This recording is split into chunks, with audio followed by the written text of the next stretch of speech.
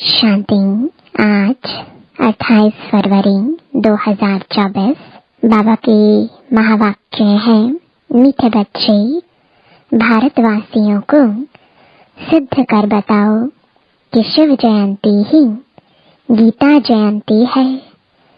गीता से फिर होती है श्री कृष्ण जयंती। प्रश्न है, किसी भी धर्म की स्थापना का मुख्य आधार क्या है? धर्म स्थापक कौन सा कार्य नहीं करते जो बाप करते हैं? उत्तर है, किसी भी धर्म की स्थापना के लिए पवित्रता का बल चाहिए। सभी धर्म पवित्रता के बल से स्थापन हुए, लेकिन कोई भी धर्म स्थापक किसी को पावन नहीं बनाते, क्योंकि जब धर्म स्थापन होते हैं तब माया का राज्य है। सबको पतित बनना ही है। पतितों को पावन बनाना यह बाप का ही काम है। वही पावन बनने की श्रीमत देते हैं।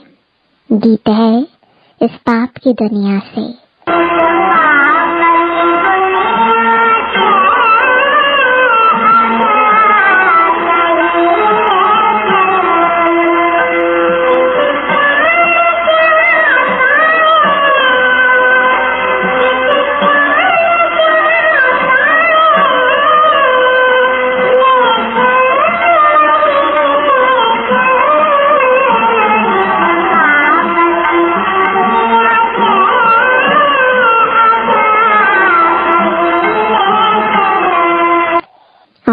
शांति।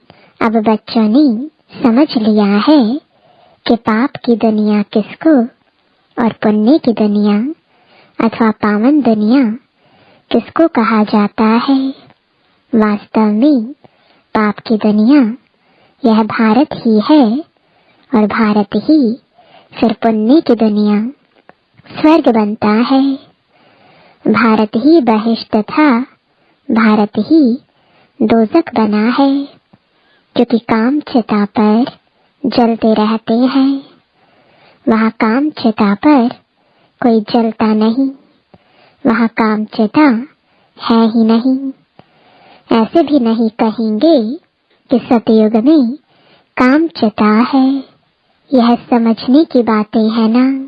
पहले पहले प्रश्न उठता है, भारत जो पतित दुखी है, सो वही भारत पावन सुखी था जरूर। कहते भी हैं आदि सनातन हिंदू धर्म था। अब आदि सनातन किसको कहा जाता है? आदि माना क्या और सनातन माना क्या? आदि माना सतयुग, तो सतयुग में कौन थे? यह तो सबको मालूम है कि लक्ष्मी नारायण थे। जरूर वे भी किसकी संतान होंगे जो फिर सतयुग के मालिक बने। सतयुग स्थापन करने वाला था परम पिता परमात्मा, उनकी संतान थे। परंतु इस समय अपने को उनकी संतान नहीं समझते। अगर संतान समझते तो बाप को जानते, बाप को तो जानते ही नहीं। अब हिंदू धर्म तो गीता में है नहीं। गीता में तो भारत नाम पड़ा है। वह कहलाते हैं हिंदू महासभा। अब श्रीमद् भगवत गीता है सर्वशास्त्रमयी शिरोमणि। गीता जयंती भी मनाई जाती है, शिव जयंती भी मनाई जाती है। अब शिव जयंती कब हुई है यह भी मालूम होना चाहिए। फिर है श्री कृष्ण जयंती। अभी तुम बच्चे जान चुके हो कि शिव जयंती के बाद है गीता जयंती। गीता जयंती के बाद है श्री कृष्ण जयंती। गीता जयंती से ही देवी देवता धर्म की स्थापना होती है। फिर गीता जयंती के साथ महाभारत का भी कनेक्शन है। उसमें फिर आती है युद्ध की बात।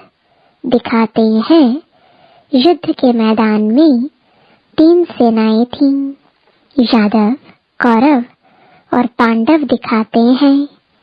यादव मूसल निकालते हैं, वहां शराब पिया और मूसल निकाले।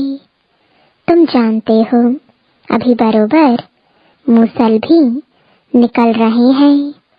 वह भी अपने कुल का विनाश करने एक दूसरे को धमकी दे रहे हैं।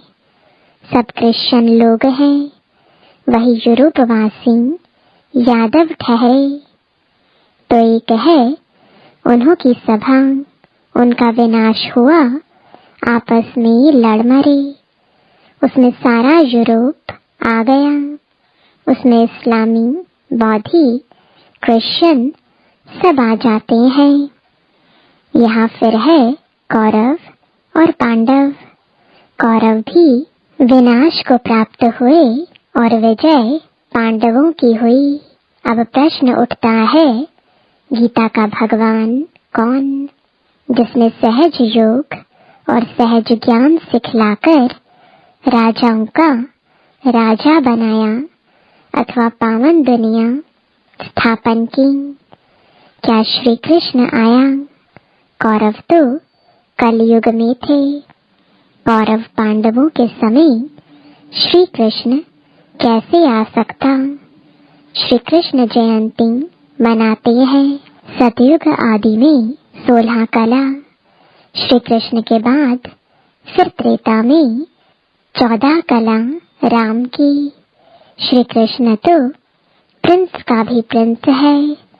विकारी प्रिंस लोग श्री कृष्ण को पूजते हैं क्योंकि जानते हैं वह सतयुग का 16 कला संपूर्ण प्रिंस था। हम विकारी हैं। जरूर प्रिंस लोग भी ऐसे कहेंगे ना। अब फिर शिव जयंती भी है। मंदिर भी बड़े से बड़ा उनका ही बना हुआ है। वह है निराकार शिव का मंदिर। उनको ही परम पिता परमात्मा कहेंगे। ब्रह्मा विष्णु शंकर भी देवता ही ठहरे। शिव जयंती भारत में ही मनाई जाती है। अब देखो शिव जयंती आने वाली है। सिद्ध कर समझाना है। शिव को ही कहा जाता है ज्ञान का सागर, अर्थात सृष्टि को पावन करने वाला परम पिता परमात्मा। गांधी भी गाते थे, श्री कृष्ण का नाम नहीं लेते थे। अब प्रश्न उठता है, शिव जयंती सो गीता जयंती या श्री कृष्ण जयंती सो गीता जयंती? अब श्री कृष्ण जयंती तो सतयुग में कहेंगे। शिव की जयंती कब हुई थी किसको पता नहीं। शिव तो है निराकार परम पिता परमात्मा। उसने सृष्टि रची संगम पर। सतयुग में था श्री कृष्ण का राज्य। तो जरूर पहले शिव जयंती होगी। बच्चे जो ब्राह्मण कुलभूषण सर्विस में तत्पर रहते हैं, उन्हों को यह बातें बुद्धि में लानी है कि भारतवासियों को कैसे सिद्ध कर बताएं कि शिव जयंती सो गीता जयंती। फिर गीता से होती है श्री कृष्ण जयंती अथवा राजाओं के राजा की जयंती। श्री कृष्ण है पावन दुनिया का राजा। वहाँ तो है राजाई। वहाँ श्री कृष्ण ने जन्म लेकर गीता तो गाई नहीं। और सतयुग में महाभारत लड़ाई आदि तो हो नहीं सकती। वह जरूर संगम पर हुई होगी। तुम बच्चों को अच्छी तरह इन बातों पर समझाना है। पांडव और कौरव सभा मशहूर है। पांडव पति दिखलाते हैं श्री कृष्ण को, समझते हैं उसने सहज ज्ञान और सहज राजयोग सिखलाया। अब वास्तव में लड़ाई की तो कोई बात ही नहीं, विजय पांडवों की हुई है, जिन्हों को परमपिता परमात्मा ने सहज राजयोग सिखलाया। वही किस जन्म सूर्यवंशी चंद्रवंशी बन गए, तो पहले समझाना है हिंदू महासभा वालों को। सभाएं तो और भी हैं, लोकसभा, राज्यसभा। यह हिंदू सभा है मुख्य, जैसे 3 सेनाएं गाई हुई हैं, यादव, कौरव और पांडव, और यह हुए भी संगम पर। अभी सतयुग की स्थापना हो रही है। श्री कृष्ण के जन्म की तैयारी हो रही है। गीता जरूर संगम पर ही गाई है। अब संगम पर किसको लाएं? श्री कृष्ण तो आ ना सके, उनको क्या पड़ी है जो पावन दुनिया छोड़ पतित दुनिया में आए, और श्री कृष्ण तो है भी नहीं।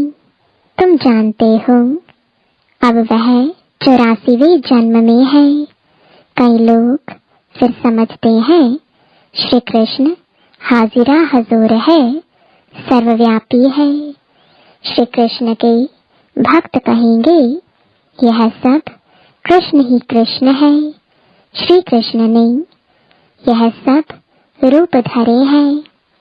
राधे पंथी होंगे, वह फिर कहेंगे राधे ही राधे, हम भी राधे, तुम भी राधे। अनेक मतें निकल पड़ी हैं। कोई कहे ईश्वर सर्वव्यापी, कोई कहे श्री कृष्ण सर्वव्यापी, कोई कहे राधे सर्वव्यापी। अब बाप तुम बच्चों को समझाते हैं। वह बाप वर्ल्ड ऑलमाइटी अथॉरिटी है, तो अब तुम बच्चों को भी अथॉरिटी दे रहे हैं कि कैसे इन सबको समझाएं। हिंदू महासभा वालों को समझाओ, वह इन बातों को समझ सकेंगे। वह अपने को रिलीजियस माइंडेड मानते हैं। गवर्नमेंट तो कोई धर्म को मानती नहीं, वह खुद ही मूंझ गए हैं। शिव परमात्मा है निराकार ज्ञान सागर, और कोई को ज्ञान का सागर कह नहीं सकते। वह जब सम्मुख आकर ज्ञान दे तब राजाई स्थापन हो, फिर तो बस राजाई स्थापन हो गई।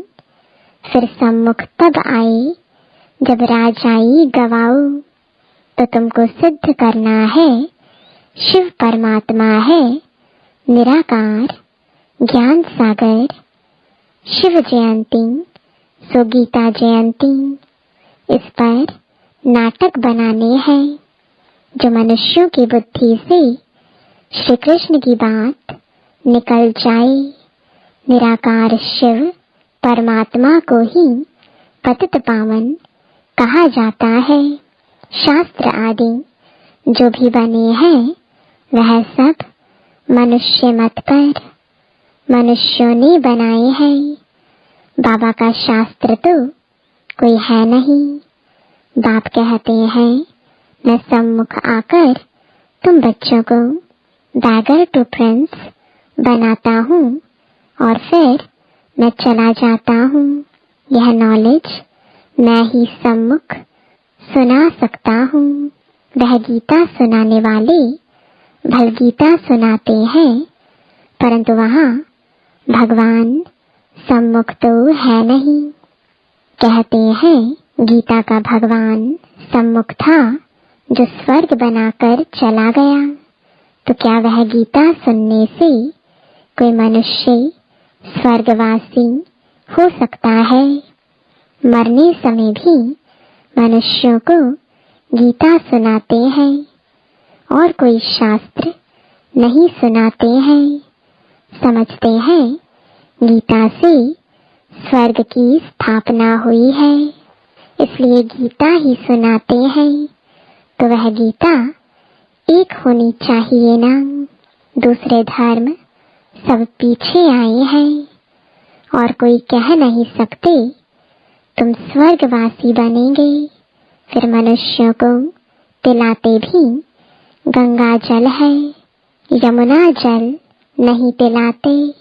गंगा जल का ही महत्व है। बहुत वैष्णव लोग जाते हैं, मटके भरकर ले आते हैं, फिर उनमें से बूंद बूंद डालकर पीते रहते कि सब रोग मिट जाएं। वास्तव में है यह ज्ञान अमृत की धारा, जिससे 21 जन्म के दुख मिट जाते हैं। तुम चैतन्य ज्ञान गंगाओं में स्नान करने से मनुष्य स्वर्गवासी बन जाते हैं। तो जरूर पिछाड़ी में ज्ञान गंगाएं निकली होंगी। वह पानी की नदियां तो है ही है। ऐसे थोड़े ही कोई पानी पीने से देवता बन जाएंगे। यहाँ कोई थोड़ा ही ज्ञान सुनते हैं तो स्वर्ग के हकदार बन जाते हैं। यह है ज्ञान के सागर शिव बाबा की ज्ञान गंगाएं। ज्ञान सागर गीता ज्ञान दाता एक शिव है, श्री कृष्ण नहीं है। सतयुग में पतित कोई होता नहीं जिसको ज्ञान दे। यह सब बातें भगवान बैठ समझाते हैं। हे अर्जुन, वही संजय नाम मशहूर हो गया है। लिखने में बहुत तीखा है, निमित्त बना हुआ है। अब शिव जयंती आती है तो उस पर बड़े बड़े अक्षरों में लिखना है, शिव हो गया निराकार। उनको ज्ञान सागर ब्लिसफुल कहा जाता है। श्री कृष्ण को नॉलेजफुल ब्लिसफुल नहीं कहेंगे। शिव परमात्मा ही नॉलेज देते हैं, रहम करते हैं। नॉलेज ही रहम है। मास्टर रहम कर पढ़ाते हैं तो बैरिस्टर इंजीनियर आदि बन जाते हैं। सतयुग में ब्लिस की दरकार नहीं, तो पहले पहले सिद्ध करना है कि निराकार ज्ञान सागर शिव जयंती सो गीता जयंती व सतयुगी साकार श्री कृष्ण जयंती सो गीता जयंती। यह है तुम बच्चों को सिद्ध करना। तुम जानते हो जो भी पैगंबर आदि आते हैं वह पावन नहीं बनाते। द्वापर से माया का राज्य होने से सब पतित हो जाते हैं। फिर जब तंग होते हैं तो चाहते हैं हम जाएं। जो धर्म स्थापन करते हैं वही फिर वृद्धि को पाते हैं। पवित्रता के बल से धर्म स्थापन करते हैं, फिर अपवित्र बनना ही है। मुख्य है 4 धर्म, इनसे ही वृद्धि होती है, ताल तालियां निकलती हैं। शिव जयंती गीता जयंती सिद्ध होने से और सब शास्त्र उड़ जाएंगे, क्योंकि वह है मनुष्यों के बनाए हुए। वास्तव में भारत का शास्त्र एक ही गीता है। मोस्ट बिलवेड बाप कितना सहज कर समझाते हैं। उनकी श्रेष्ठ से श्रेष्ठ मत है। अब तुमको यह सिद्ध करना है कि निराकार ज्ञान सागर जयंती सो गीता जयंती या सतयुगी साकार श्री कृष्ण जयंती सो गीता जयंती, इनके लिए बड़ी कॉन्फ्रेंस बुलानी पड़े। यह बात सिद्ध हो जाए तो फिर सब पंडित तुमसे आकर यह लक्ष्य लेंगे। शिव जयंती पर कुछ तो करना है ना। हिंदू महासभा वालों को समझाओ, उनकी बड़ी संस्था है, सतयुग में है आदि सनातन देवी देवता धर्म, बाकी सभा आदि कोई नहीं। सभाएं हैं संगम पर। पहले पहले तो सिद्ध करना है कि वास्तव में आदि सनातन सभा है यह ब्राह्मणों की, पांडवों की। पांडवों ने ही विजय पाई जो फिर स्वर्गवासी हुए। अब तो कोई आदि सनातन देवी देवताओं की सभा कह ना सके। देवताओं की सभा नहीं कहेंगे, वह है सॉवरेंटी। कल्प के संगम पर यह सभाएं थीं। उनमें एक थी पांडव सभा, जिसको आदि सनातन ब्राह्मणों की सभा कहेंगे। यह कोई नहीं जानते। श्री कृष्ण के नाम से ब्राह्मण है नहीं। ब्राह्मणों की चोटी ब्रह्मा के नाम से है। ब्रह्मा के नाम से तुम ब्राह्मण सभा कहेंगे। यह बातें समझाने वाला भी बुद्धिवान चाहिए। इसमें ज्ञान की पराकाष्ठा चाहिए। निराकार शिव ही गीता ज्ञानदाता, दिव्य चक्षु विधाता है। यह सब धारण कर फिर कॉन्फ्रेंस बुलाते हैं। जो समझते हैं हम सिद्ध कर बता सकेंगे, उनको आपस में मिलना चाहिए। लड़ाई के मैदान में मेजर्स, कमांडर्स आदि की सभा होती है। यहाँ कमांडर महारथी को कहा जाता है। बाबा क्रिएटर, डायरेक्टर है, स्वर्ग की रचना करते हैं, फिर डायरेक्शन देते हैं महासभा बनाओ, फिर इस बात को उठाओ। गीता का भगवान सिद्ध होने से फिर सब समझेंगे कि उनसे योग लगाना चाहिए।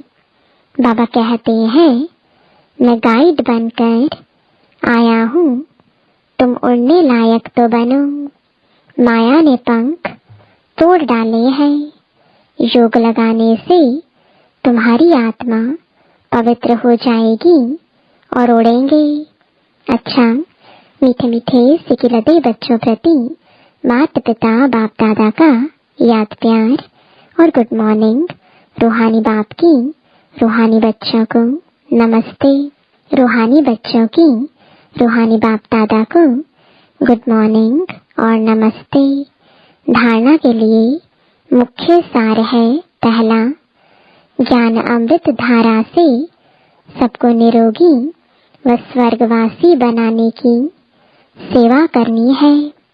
मनुष्यों को देवता बनाना है। बाप समान मास्टर रहमदिल बनना है। दूसरा, ज्ञान की पराकाष्ठा से बुद्धिवान बन शिव जयंती पर सिद्ध करना है कि शिव जयंती ही गीता जयंती है। गीता ज्ञान से ही श्री कृष्ण का जन्म होता है। वरदान है दिनचर्या के हर कर्म में यथार्थ और युक्ति युक्त चलने वाले पूज्य पवित्र आत्मा भव। पूज्य पवित्र आत्मा की निशानी है उनका हर संकल्प, बोल, कर्म और स्वप्न यथार्थ अर्थात युक्ति युक्त होगा। हर संकल्प में अर्थ होगा।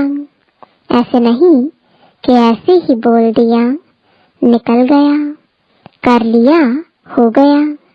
पवित्र आत्मा सदा दिनचर्या के हर कर्म में यथार्थ युक्ति युक्त रहती है, इसलिए पूजा भी उनके हर कर्म की होती है, अर्थात पूरे दिनचर्या की होती है। उठने से लेकर सोने तक भिन्न भिन्न कर्म के दर्शन होते हैं। स्लोगन है, सूर्यवंशी बनना है तो सदा विजयी और एक रस